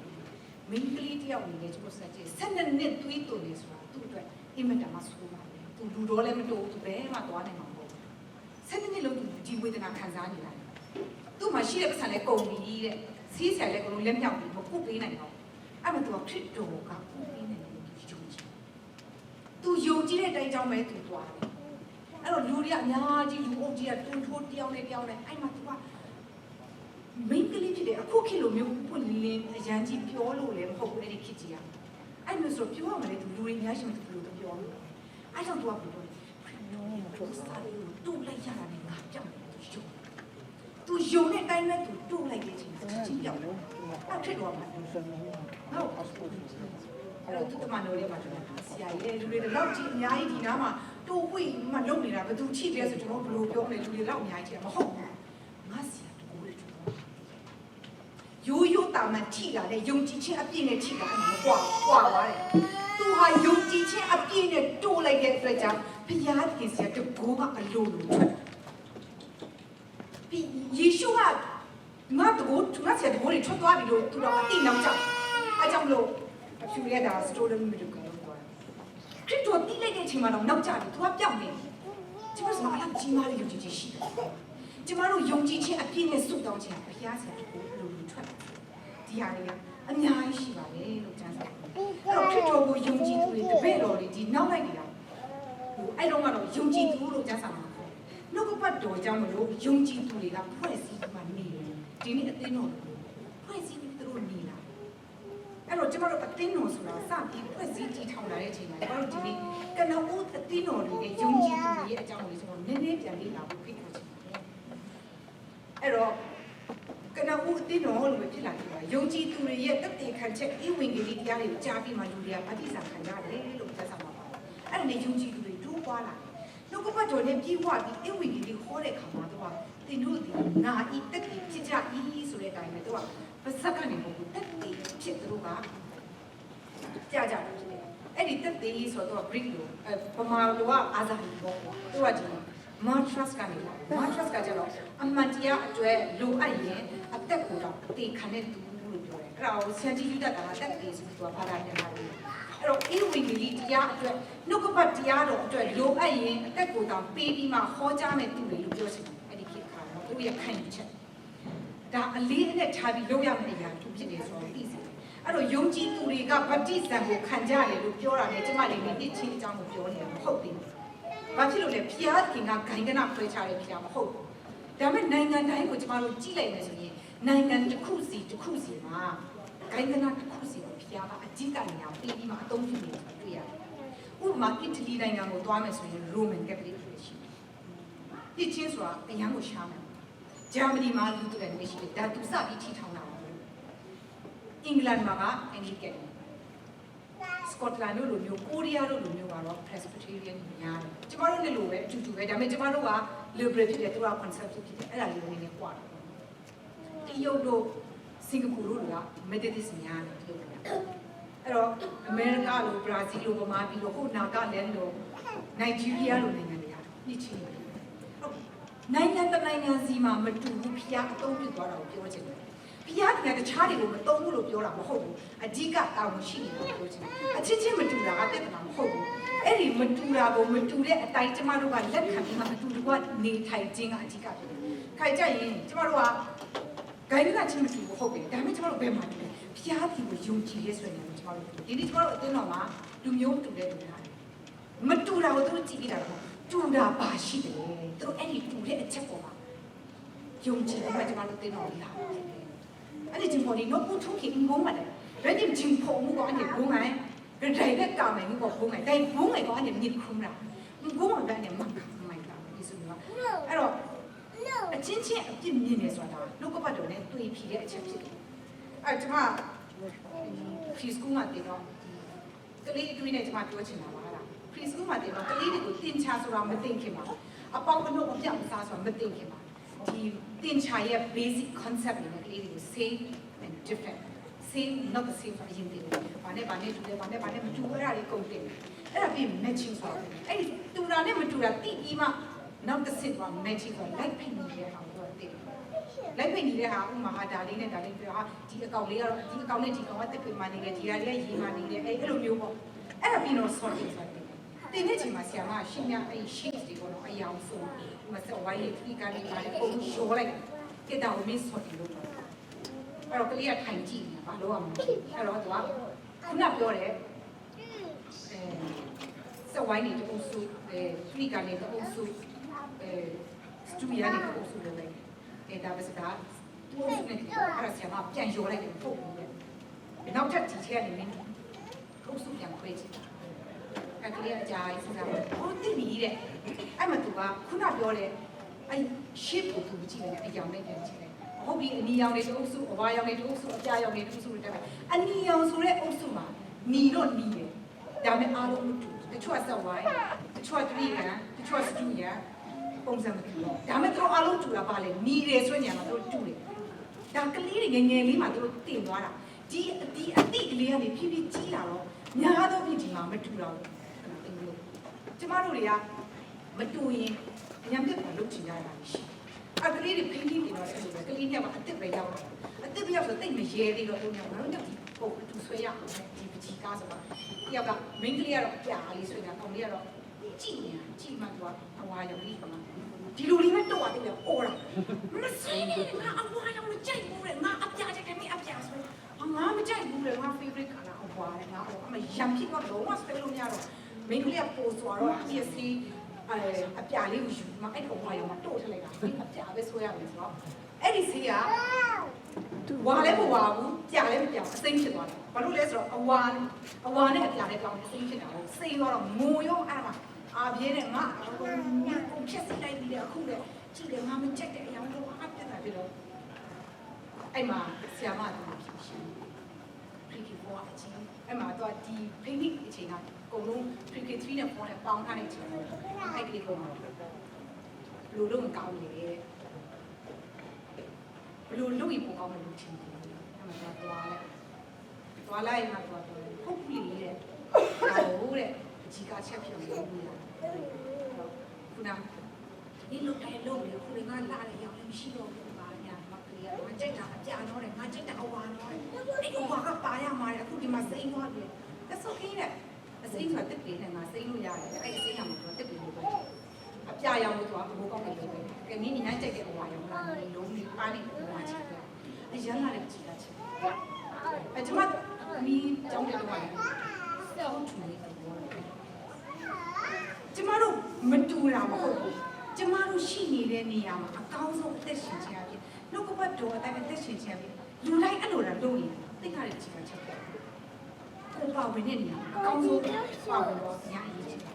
။ဘာဖြစ်လို့ဒီအကြောင်းတွေပြောနေလဲဆိုတော့ကနဦးအသင်းတော်တွေလုံးကယူဒတွေရစ်ပြောနေတာသူတို့နဲ့မတူဘူးလေသူတို့နဲ့မတူတော့သူတို့ကမကြိုက်တော့မတူတာလည်းမကြိုက်တော့ဘူးပြဿနာလုံးတော့အဲ့မှာမျိုးမျိုးနိစ္စကြီးပါအဲ့ဒါတွေကအားလုံးကိုမသိနေတာအဲ့မှာရှင်ဝတ်ပြဆရာကာမလီလာကတမန်တော်ဝုထုခန်းကြီးကအငယ်38နဲ့39မှာသူပါပြောထားတယ်လေဆိုတော့ဤအကြံဤမှုဒီလူဤအကြံလူဤအမှုဖြစ်ရင်ပျက်စီးခြင်းတို့ရောက်လိမ့်မယ်ဖျားခင်ဤအကြံမှုဖြစ်ရင်တင်တို့ဒီမဖြစ်စည်းနိုင်ကြတင်တို့ဒီဖျားခင်ဤအာနာတော်ကိုဆန်တော်မဖြစ်မိကြောင်းတတိဒီယုံကြည်သူတွေကိုဖြစ်စည်းနေတာဒီယုံကြည်သူတွေကလူရဲ့အကြံနဲ့သူတို့ယုံကြည်နေရဆိုရင်ပြည့်စည်မယ်ဒါမဲ့ဖျားသခင်ပိုင်တော့လို့ခိုင်းတယ်ပြောခဲ့တာဖြစ်တယ်အဲ့တော့ AD 30နဲ့300ကာလမှာအသင်းတော်တွေကအသေးအလက်နှိမ့်ဆက်ခံရတဲ့အချိန်ဖြစ်တယ်ရောမဘီရင်စီဇာဆိုတာကအသင်းတော်တွေခရိယန်ဆိုတာရောမအင်ပါယာကိုနောက်ဆက်ပေးတဲ့လူတွေဆိုပြီးသူတို့ကအယံကံအယံပစ်ကိုအဲ့ဒီအချိန်မှာသူတို့ကငါဤတက်ပြီးဖြစ်ချင်ဤလို့ပြောတဲ့ယုံကြည်သူတွေတပည့်တော်တွေဘယ်လိုရင်ဆိုင်ဖြတ်တန်းလဲပေတရုဆိုရင်လည်းဝါကားနဲ့ပြောင်းတယ်ခံရတယ်ယာကုပ်ဆိုယောဟန်ရဲ့အကိုဓာတ်နဲ့ခုတ်တက်ခံရတယ်တောမကအိန္ဒိယနိုင်ငံမှာမီးရှို့ပြီးမှမတင်ချင်းခံနဲ့ထိုးတက်ခံရတယ်မတ်တဲအီသီယိုးပီးယားမှာသူမှထူတာဖြစ်တယ်သူယူတာယုံနဲ့တည်တယ်ဆိုလို့ယောဟန်ပြောတယ်ဒါတော့မှသူတို့အစ်စ်ကြီးတိုက်တဲ့စီပူထဲမှာလည်းထည့်တယ်နှိမ့်ဆက်ပြီးမှမတည်လို့ရမှာပြောတယ်ဘာဖြစ်လို့ဒီရှင်ဘောလို့ကြည့်မယ်ဆိုရင်လေရောမမှာသူတနာသာသနာပြုခဲ့တဲ့ဆန်ရင်းတွေသူမှုထောက်ခဲ့တယ်နောက်ဆုံးရောမတွေသူ့ကောင်းတက်တယ်ပြောမယ်ဆိုရင်ရောမတွေကယုံကြည်သူတပည့်တော်တွေအားမစက်နေရစီကြတော့ဒီယုံကြည်သူတွေဘာဖြစ်သွားလဲဆိုတော့ဒီရောမမျိုးကနေထွက်ပြီးသွားအဲ့တော့ထွက်ပြီးသွားဆိုကြောက်ပြီးတော့ပုံနေတာမဟုတ်ကိုရောက်တဲ့နေရာမှာဒီအင်းဝင်နေလေးကြီးကဒီနှုတ်ကပတ်ပြောဆက်ပြီးဝေငှတွားခြင်းအဖြစ်ဒီနှုတ်ကပတ်တရားတော်ဟာဒီကဘာလုံးကိုပြတ်သွားတယ်အဲ့တော့အသက်ရှိတဲ့နှုတ်ကပတ်တော်တတ်လို့ရဒီလိုနဲ့ယုံကြည်သူတွေကနှုတ်ကပတ်တရားတော်နဲ့နှိမ့်ဆက်ခံရတာ AD 300ကြီးကျမ်းစာမှာလည်းပါတယ်ဒါနဲ့ခုတ်ခံရတယ်တွန်းနဲ့ပိုင်းမဲ့ဖြတ်ခံရတယ်ရှင်သေစာလေးကျွေးအရှင်လက်တက်တွေညီးချိုတွေပို့ဆိုးတာသူတို့အဲ့လိုတင်နေတာကိုကဘာခလာကြည့်တယ်လို့အကုန်လုံးဝိုင်းကြည့်ဒီနာဆိုတဲ့အဲ့တပ်ပွေးမှာအဲ့လိုပဲမယုံကြည်တဲ့လူကိုရှင်သေစာကျွေးတယ်ယုံကြည်သူတွေရဲ့ကလေးတွေကိုဒီထားထားတယ်ကလေးရဲ့ကြောင်းကြောင်းနဲ့ဒီပါဆုံးတယ်ဒီပါဆုံးအဲ့ဒါကဆင်းရဲတာကြားရီချောချင်းတွေထွက်လာပြီးကလေးတွေတိုက်ပါစားဒီပါလေပြီးတော့မလားအဲ့ဒီရှိပါပြောကြည့်တွေ့ဟာကိုတတ်တာတဲ့ပိုဆိုးတယ်ဒါမျိုးတွေသူတို့လုပ်ခဲ့တယ်အဲ့လောက်ချစ်သူနေဆက်ခဲ့ဒါပေမဲ့အဲ့ဒီနေဆက်မှုကဘာပဲပြောယုံကြည်သူတွေနေဆက်ခံရခြင်းဟာစမ်းစာမှာဒီနေ့ဒီမရှိတာပါမရှိအိုက်ဆက်စဖြစ်ရတယ်အဲ့တော့အဲ့လိုလုံးလိုက်တာလေယုံကြည်သူတွေရော့သွားသလားကြောက်သွားသလားအတန်တိတ်သွားသလားအတင်းတော်တွေကြောက်သွားသလားပုံပြီးမှညားတာအတေခံပြီးမှခရစ်တော်ကိုယုံကြည်ဖို့ပဲရေးတဲ့အတွက်ကြောင့်ယုံကြည်သူရဲ့အတင်းတော်အလိုလိုတန့်ရှင်းသွားတယ်အဲ့ဒါကြောင့်မလို့သူတို့ကိုရှေးတန့်ရှင်းသူများလို့ကျွန်တော်တို့ခေါ်တာဖြစ်တယ်စိတ်ဆိုကျွန်တော်တို့ရှေးတန့်ရှင်းအဲ့တော့သူရေဘောကြောင့်လေလူတွေဟန်ဆောင်တတ်တဲ့သူတွေကြောက်တတ်တဲ့သူတွေခုရေးသမားတွေသူများရောက်လို့လက်ရောက်တဲ့လူတွေဘယ်သူမှယုံကြည်သူလုပ်ရတယ်ဘယ်သူမှအတင်းတော်လည်းမပါတယ်ဘာလို့လဲအသက်ခံရမှာလေအဲ့တော့အဲ့ကြောင့်လို့အဲ့ဒီတန့်ရှင်းအင်းတော်ဆိုတဲ့နေရာတန့်ရှင်းသူရဲ့ music the blood of the saints is the seed of the church အဲ့ကြောင့်မလို့အဲ့ဒီတန့်ရှင်းသူဒီနေ့မြန်မာနိုင်ငံနဲ့ချင်းခရိယန်ဆိုတာဆရာယူတတ်တာသူရဲ့ music ကျွန်တော်ဒီနေ့ကချင်းခရိယန်ချင်းခရိယန်အတင်းချုပ်ကကျွန်တော်တို့ဆရာတာဝန်ပြုဆရာကြီးဖြစ်တဲ့ Albert J. Lyon ဆရာ Hansen ဒါသူတို့အဲ့ဒီရှင်းတန့်ရှင်းသူရဲ့ music တွေဖြစ်တယ်ကျွန်တော်မထီမဲ့မြင်ဖြစ်ရအောင်ကိုကအရှင်းတန့်ရှင်းသူရဲ့ယုံကြည်သူတွေလို့ကျွန်တော်တို့လုပ်နိုင်ခဲ့တာ သူတို့လူမျိုးဖြစ်ခဲ့ရင်ကျမတို့ဘယ်လိုလုပ်လဲကျမတို့ရဲ့ယုံကြည်ခြင်းတွေကျမတို့အာမခံနိုင်မှာကျမတို့ယုံကြည်ခြင်းကိုပြန်ဆက်စစ်မှာနှုတ်ကပတ်တော်ကျမတို့ပြန်လည်းလုပ်ဖို့ပါတယ်ယုံကြည်သူတွေကအသင်းတော်တွေကိုနှိမ့်ဆက်ပြီးလည်းရုံမတော်ပဲပိုတိုးလာတဲ့ချိန်မှာစာတန်ကနည်းနည်းကစားလိုက်စစ်တော်ဦးတဲ့ဒီကောင်လေးသူနှိမ့်ဆက်ကိုညားလာတယ်ဆိုတော့ဘာလုပ်လဲဆိုတော့ဟိုးတူရကီຫນွေဘာမွေးနာခေါ်တယ်ခေါ်တဲ့စတိုင်းကိုသူအသုံးချလိုက်အဲ့တော့သူစစ်တိုက်မဲ့ချိန်မှာကောင်းကင်မှာလုံဝါးကားတယ်ပေါ်တယ်အဲ့တော့လုံဝါးကားတယ်ကပါလေဒါမကောင်းတဲ့နမိတ်ပဲပေါ့လုံဝါးကားတယ်ဆိုတာဒါတကယ်ရာဇဝတ်သားတွေကိုတတ်တဲ့ခါကြီးငါဒါကြီးကိုဒါငါတော့မကောင်းဘူးပေါ့သူအဲ့လိုထင်တယ်ဒါပေမဲ့သူ့ညလာပြောတယ်မဟုတ်ဘူးနော်တဲ့တချို့ခရစ်တော်ဆိုတဲ့လူရဲ့နောက်ကိုလိုက်တဲ့လူတွေကဒီလုံဝါးကားတယ်ဆိုတာကထူးခြားတယ်ဒီလုံဝါးကားတယ်ကိုသူကအောင်မြင်မှုအထိတ်မှတ်နဲ့သူတို့လက်ခံကြတယ်ဟုတ်ပြီကွာအဲ့ဆိုလဲငါတက်မှုအလာမှာအဲ့ဒါကိုတက်လိုက်တယ်ဒီမှာစစ်သွားတိုင်းတယ်အဲ့ဒါနဲ့သူအဲ့တက်မှုအလာမှာသွားထိုင်းမှာသူစစ်သွားတိုက်လိုက်တာသူစစ်ပွဲတွေတပွဲပြီးနေပြီနောက်ဆုံးသူရောမနန်းတော်ကိုတိမ့်ပိုက်နေတယ်ရောမနန်းတော်ကိုတိမ့်ပိုက်လိုက်နေတဲ့အချိန်ကျတော့သူ့တော်ကောင်းတယ်ဒါမဲ့ဒါကအသင်းတော်တွေအတွက်ကအပြင်းထန်ဆုံးတိုက်ခိုက်မှုဖြစ်တယ်AD 324မှာကွန်တက်စတိုင်းကရောမအင်ပါယာမှာခရီးရန်တွေကိုလုံးဝမနှိမ့်ဆက်ရဘူးလို့သူကကြော်ညာလိုက်တယ်အဲ့တော့အသင်းတော်ကိုနှိမ့်ဆက်တုန်းကတော့တကယ်စစ်မှန်တဲ့ယုံကြည်သူတွေအတိခံရဲတဲ့သူတွေပဲအသင်းတော်လာတယ်ဒါပေမဲ့ကွန်တက်ဆိုင်သူကိုယ်တိုင်ကငါလည်းခရီးရန်တယောက်ပဲဆိုပြီးဝန်လဲဝန်ခံလိုက်ရောတီးတဲ့လူရောမတီးတဲ့လူရောအရင်တော့တတ်တဲ့လူမကောင်းတဲ့လူအကုန်လုံးကျွန်တော်လည်းပါတယ်ကျွန်တော်လည်းပါတယ်အကုန်လုံးကြည့်အောင်ပါနဲ့အကုန်လုံးဒါအသင်းတော်ကရရှိအခုရေသမားတွေအာနာယူတဲ့အခါကျတော့အရင်ကတော့ဘာဖြစ်သွားလဲဆိုတော့ဒီတမိုင်းမှာဘာသာရေးစစ်ပွဲဒီဘာသာရေးစစ်ပွဲတွေရမ်းများများခုစစ်ပွဲလို့ပြောတော့အဲ့မှာအရာကမှဒီနိုင်ငံရေးနဲ့ဘာသာရေးတွေရှုပ်သွားတယ်ပို့ဆိုးတာကကြတော့ဒီရောမနိုင်ငံကနိုင်ငံရောမနိုင်ငံရဲ့နိုင်ငံတော်ဘာသာခရိယာဖြစ်တယ်ဆိုတော့300 PD 398သူတို့ကကြုံညာလေးတွေချင်ကြတော့ဒီယုံကြည်ခြင်းတောင်မှပုံပြီးမှကြောက်သွားတယ်အဲ့တော့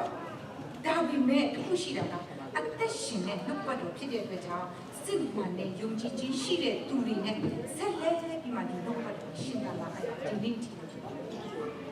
ဒီနေ့ကကျမတို့နှုတ်ပတ်တော်ဒီနေ့လေကျမတို့စကားပြောတယ်ကျမတို့ကိုချုပ်နေကြည့်ရှုယေရုရှလင်မြို့မှာစတော့ယူဒပြည်ရှမာရိပြည်မြေကြီးစွန်းတိုင်အောင်ငါဤသက်တည်ဖြစ်ကြလိမ့်မယ်ကိုရှိတဲ့နေရာမှာမြေကြီးစွန်းမဟုတ်ဘူးကိုရှိတဲ့နေရာမှာကိုရဲ့ယေရုရှလင်မြို့ဆိုတာဘယ်မှာလဲဘာလဲအဲ့နေရာမှာကျမတို့စရတယ်ခရစ်တော်ကသူတယောက်ယောက်ကိုအနာရောဂါရင်းစီပြီးကိုလေးကောင်ဆိုတဲ့နတ်ဆိုတဲ့တယောက်ကိုဟုတ်ပြီပြောက်သွားပြီးမလိုက်မရတယ်နောက်လိုက်ခဲ့တဲ့တေကမဟုတ်ဘူးမင်းရဲ့မြို့မင်းရဲ့ဒေသကိုအရင်ပြမှာအဲ့ဒီမှာအရင်တက်တေခါအဲ့လိုပြောထားတယ်။အဲ့မှာတော့ဘုရားကြီးစက်ချောင်းမှာရှင်ပေါ်လို့ဘာလို့လဲသူဝမ်းစာအတွက်သူတဲ့ရှင်ကိုသူချုပ်ရတယ်။အဲ့ဒီအလုပ်ကနေတစ်စိတ်ကအိုးဥရောပကနေကအကောင်းစားပိစတွေရောင်းတဲ့လူကြီးဆိုတဲ့ကြောင်နဲ့ဆက်သွယ်နေတာစီပွားရေးလုပ်နေတာ။စီပွားရေးလူကြီးကအဲ့ဒီစိတ်ကမှသူကစူတောင်းတဲ့သူတွေကိုဥဆောင်နေတာတိလာတယ်။ကဲချင်းချင်းချားကိုမတိသေးဘူးဘုရားတော်ကိုဆာငတ်နေတဲ့ဝိညာဉ်ရေးရဆာငတ်နေတဲ့သူတွေတိတယ်သူဒီနှုတ်ပတ်ပြားကိုဝင်ငတ်လိုက်တဲ့အချိန်မှာလူကြီးကဥရောပကနေဘာလို့အုံဆုံးပြောင်းလဲတဲ့ဖြစ်တယ်။သူချင်တာကသူနဲ့ဆက်နွယ်မှုရှိတဲ့ပုံဝင်ကြီးအနည်းဆုံးနေရာကနေသတ်မှတ်ဖြစ်တယ်။ဒီကေတော့လူဆိုတာကိုယ့်အိမ်ကိုယ့်အတိုင်းဝိုင်းကိုယ့်ဒေတာမှာတက်တည်ခိုင်းရမလွယ်ဘူးခရစ်တော်ကိုယ်တိုင်ပြောတယ်။ကိုယ့်နေရာကိုယ့်ဒေတာမှာဘာမျက်နှာမရဘူးတဲ့ခရစ်တော်ကိုယ်တိုင်ပြောခဲ့တယ်။အခုရှင်ပေါ်လို့ရှင်ပေသူတို့လေသူတို့ကိုတစ်ချိန်ကုန်သိတဲ့ပြီးမှသူတို့ကိုတိုက်ခိုက်နေတာသူတို့လူမျိုးတို့အတိုင်းဝိုင်းဒါနဲ့မဟုတ်ဘူး။နှုတ်ကပတ်တော်ကအဲ့ဒါကိုရှင်ပြောခိုင်းတယ်။အနည်းဆုံးကိုရှင်ပြောပါကျမတို့ခိုင်းတယ်ဒီနှုတ်ကပတ်တော်ဆိုတာပါလေအစအဦးနိုင်ဆိုလေရှိတယ်နှုတ်ကပတ်တော်ညပန်နေစမအများကြီးခြားတဲ့ကနေအသက်ရှင်နေတဲ့ဒီနေ့ဒီရှိနေတဲ့နှုတ်ကပတ်တော်ကျမတို့လည်းဒီစကားပြောနေတာရှင်းတဲ့ရှင်းသူရဲ့တက်တယ်ဆိုတာဘာတွေလဲဆိုတော့ကျမတို့ဉာဏ်နှလုံးသွင်းပြီးမှသူတို့ရဲ့တက်တယ်သူတို့ရဲ့မျိုးစေ့ဟာကျမတို့ဖြစ်တယ်ကျမတို့ဖြစ်တယ်ကျမတို့ရဲ့တက်တယ်ကျမတို့ရဲ့မျိုးစေ့အဖြစ်ကျမတို့လည်းရှင်းတဲ့ရှင်းသူဘယ်လိုတိဆောက်သွားမလဲအစကလည်းဥပဒေကကဘာကုန်ကြီးအချင်းတူရှိမယ်လို့ပြောထားတဲ့ခရစ်တော်ရဲ့နှုတ်ပတ်တော်ကိုကျမတို့နှလုံးသွင်းပြီးတော့တန်ရှင်တော်ဝိညာဉ်တော်နဲ့ကြည်ဝါတဲ့တက်တေခံကောင်းနေပြုကြိုးစားဖို့ကျွန်တော်တိုက်တွန်းနေပါတယ်နှုတ်ပတ်တော်ကြားနာ